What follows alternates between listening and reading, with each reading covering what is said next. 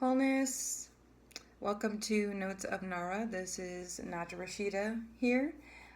Today's topic, we're going to discuss identity of the inner child. Are we living out the wounds and sins of our parents? How do we know that who we are is who we are? How can we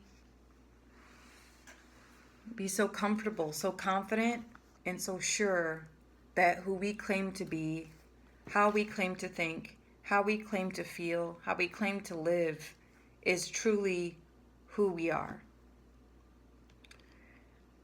Is it the comfort or the a level of acceptance that we have? And please pardon me, I just thought I'd make videos while my hair dries. But, you know,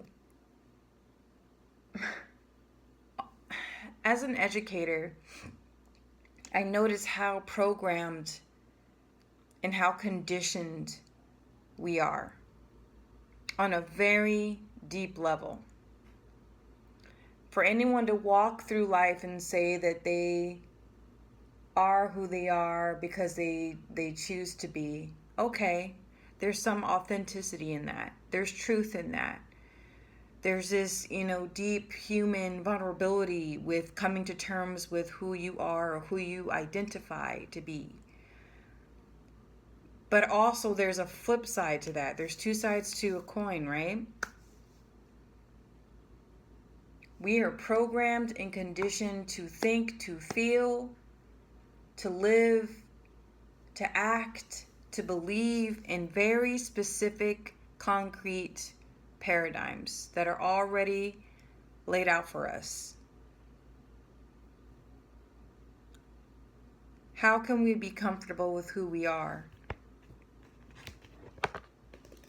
or who we choose to be? You can see this in the human condition. We have issues with our sexual identity, our sexual orientation. We have issues with our religious practices, spiritual paths that we take in life. We have issues and conflict with our political systems and cultural shifts. We have issues. It's an internal struggle that I find that continues to manifest into physical form in this realm, in this reality. Constantly trying to figure ourselves out because something isn't sitting right. Something isn't sitting right.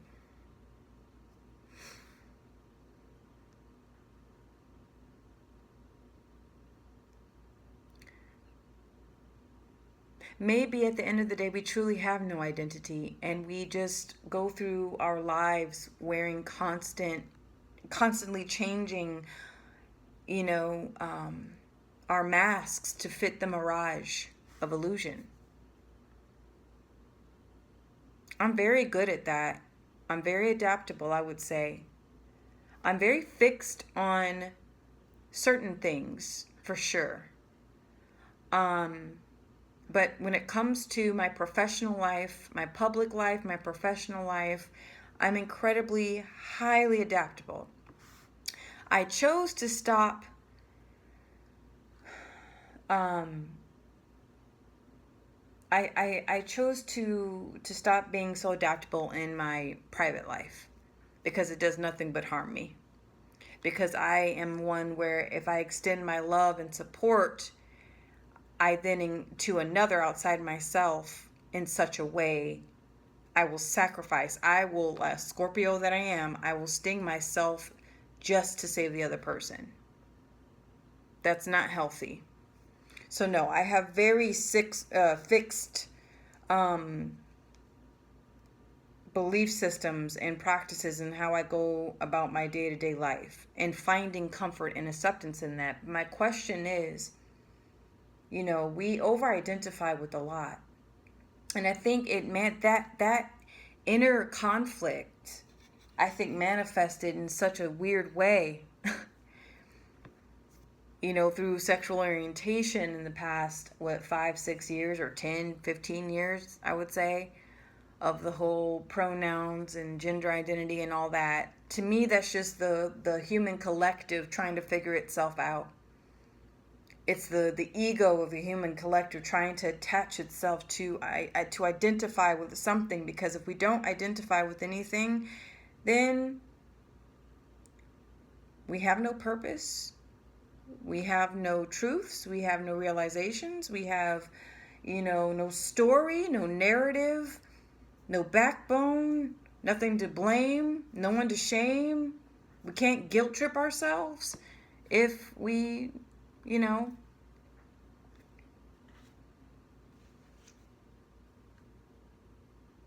if we don't identify with something.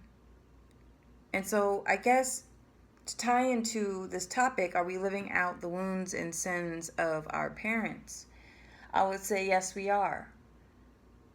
A lot of us, it's historical, it's biblical. The prodigal son, he runs away from his father. He runs away from everything that he knows to discover himself.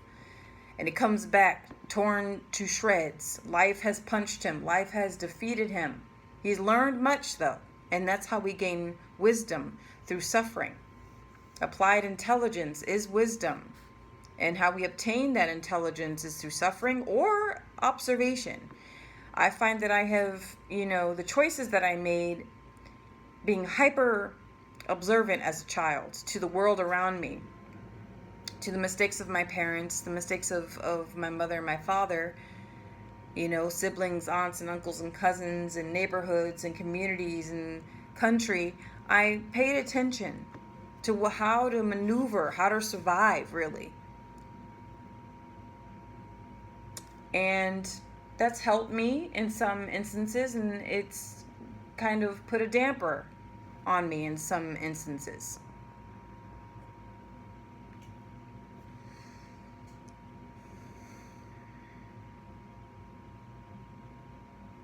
Do we really let go of the wounds of our parents and the sins of our parents?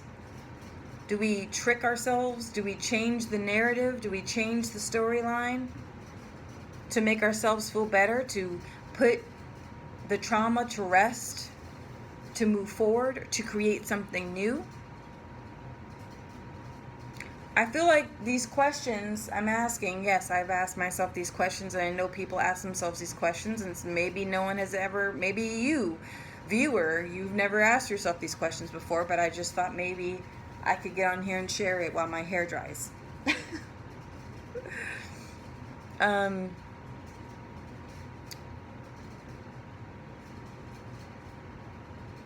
I think it really ties into when we over-identify with the wounds and the sins of our parents and of our bloodline and of our culture.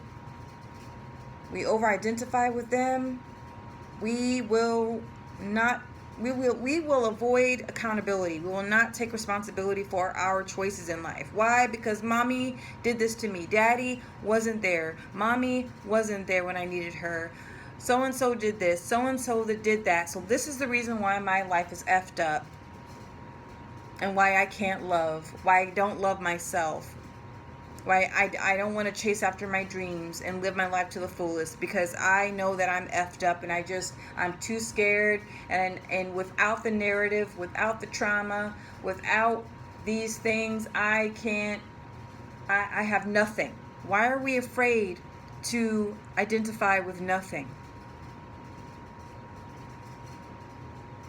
I think that's the scariest thing that the human collective is going through right now.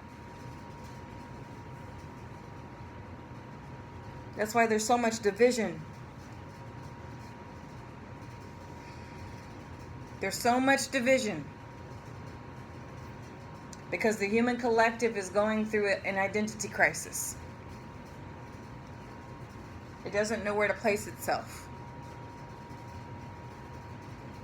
You have old storylines that are trying to manipulate and hold certain groups of people and groups of nations and cultures in a headlock. But truth can never fail. Truth only needs time. That's all truth needs. You cannot suppress truth. Over-identification is the seed of war and conflict, riots and protests. I mean, we live in an age now where, like, I identify with this, and if you don't identify with what I identify with, then you're wrong. That's very ignorant. It's very, very limiting. And I'm not doing the whole political bullcrap of left or right, Harris or Trump. I'm not doing that crap. Pro-life, anti-life. I'm not. Like I've said before, I'm making this abundantly clear here. This is higher thinking. You're using higher intellectual faculties of the mind. Analysis, right? And no, and I'm very much aware of analysis paralysis. I'm not trying to, I'm not void of feeling. I'm not void of empathy. I'm not void of compassion. By any means, I actively work on holding compassion for other people when they can't hold it for me and when they can't hold it for themselves or for anybody else. Compassion is very, very important to me.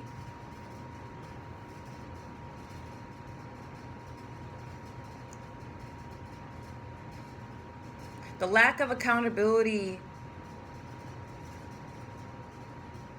confirms a life where you're living in the shadow of your mother and father's unhealed bullshit. And you can try to run away, to relationship, drink, numb yourself out with drugs, with the weed, right? Eat good food, spend your good money that you work so hard for, travel. It's so funny, being under contract now.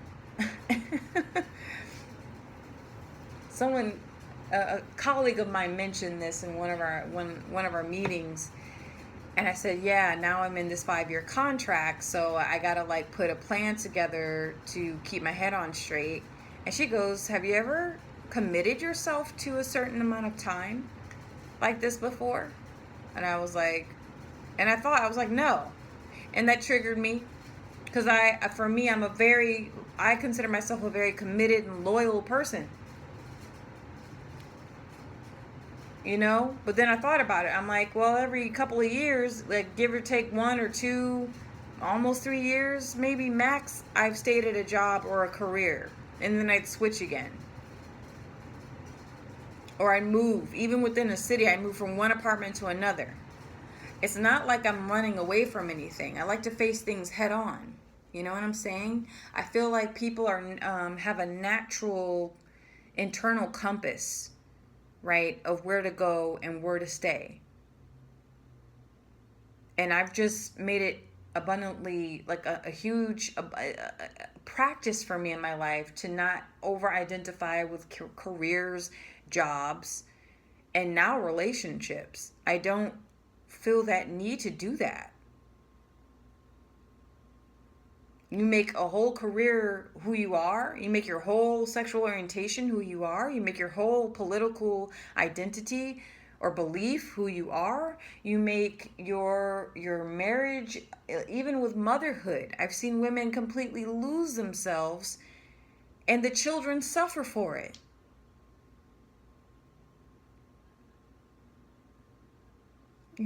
I've seen that happen. This isn't, and I'm not coming for anybody. I'm saying we're thinking, we're running away, we're starting afresh, we're starting anew, and we're only just running away from the very thing, that could really end our suffering. You have to face the bull crap. You have to face it. It shows up again and again and again. The universe gives you in time what you give it. Things will always come back around.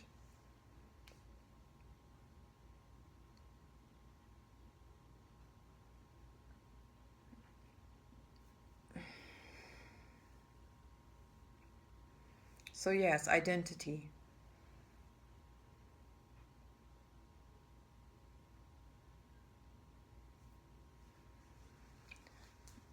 As children, we don't really have a chance to truly. It's like we come in with such a clean slate, and then the world latches on to us.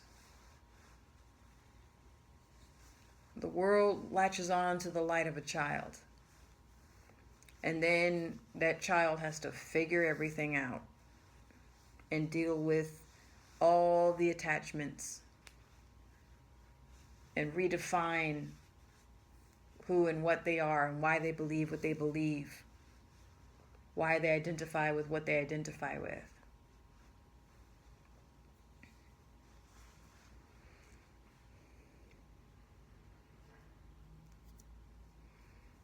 So it's just some food for thought, I guess.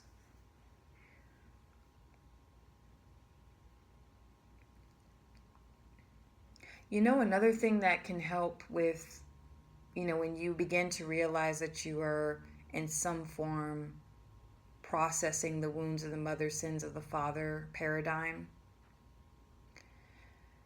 you know that you're beginning to truly let some things go and you're truly healing when you can humanize your parents, when you can see their humanity regardless of what they've done to you. Very easy to say that. It's very easy to say that. Truly. I've met some human beings in my path. They had every right to not even bat an eyelash if they heard that their parent died. Some of the horrific things that I have come across, and certain people, I will say, I wouldn't even sweat it. However, there's true power in compassion and forgiveness.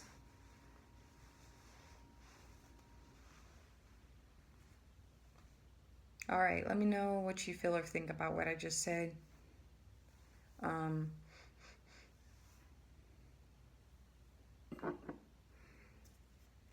Again, I don't have all the answers. I'm still working through my stuff too. But I'm at a capacity as a middle-aged woman where I can see the inner child in my parents. Truly. And that has allowed me to hold compassion for them. Not resentment, but gratitude. Am I bypassing the shitty shit? Absolutely not. Absolutely not. If I had a child and I raised them into a healthy adult, and did the best I could, that narrative, I'm not gonna tell them to bypass all the things that I would put them through. You know what I'm saying? That's very entitled. When I know some parents do that sometimes. They want you to bypass all the questionable bullshit that they put you through, and you're just like, wait, hold up, and they're like, no, that never happened. What? They gaslight you, but it's something very powerful when you're able to see the humanity in your mother's suffering and see the humanity in your father's. That to me is like when I realized, okay,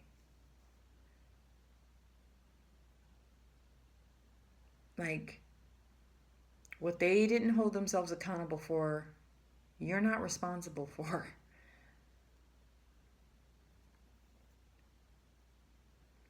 And yes, there's a thing called projection. People will project their unhealed bullcrap onto you. They really will. It doesn't feel good either. And that usually, if you call them out on it, will cause an argument. But even still, when you have and develop the capacity to see the humanity in other human beings, because you see the humanity in yourself, it truly neutralizes a lot. Doesn't make it any easier, but it neutralizes the load. It makes the experience being around certain individuals tolerable.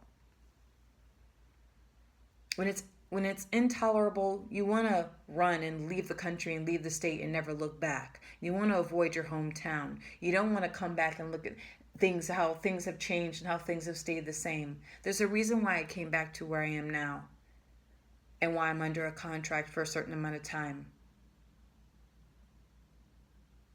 This is the time to do some deep, serious work on myself. And I see that now. And it's not like I've been running away. I'm not a runner. I really am. I'm not. I just like adventure. I like adventure. Um, so yeah, this will be kind of the longest commitment I've had, but you know, I would say I'm committed to life. And if life says, "Hey, go over here, go to this country, move to this city, start this new path, open that business, learn this instrument, go back to school for this." I'm committed to life. I'm over committed to life. That's one that, I would never want to be someone that, oh yeah, I over identify with a building, an institution, a system, you know, God forbid a relationship because for whatever reason.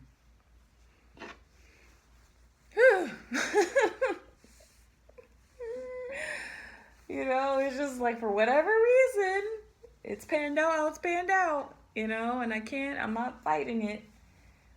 Don't fight it. When things come naturally to you, there's someone out there, they have to fight harder for it. And I think that relationships for me would be something I probably have to just put a bit of a effort and just be more open. It's a different approach. I have to approach it differently than most, I think, with the type of energy that I have and knowing my self-worth and my value. Yeah, it's not the easiest in this lifetime compared to someone who they meet somebody and then they're together for almost 20 years. There's some people who we come in with specific contracts. So, food for thought. Let me know what you think about that. Sorry with the whole hair thing. I'm not that vain, but I just thought, okay, if I can make a few videos and then my hair can dry. It takes a while for locks to dry. It smells nice though. All right. All right, take care.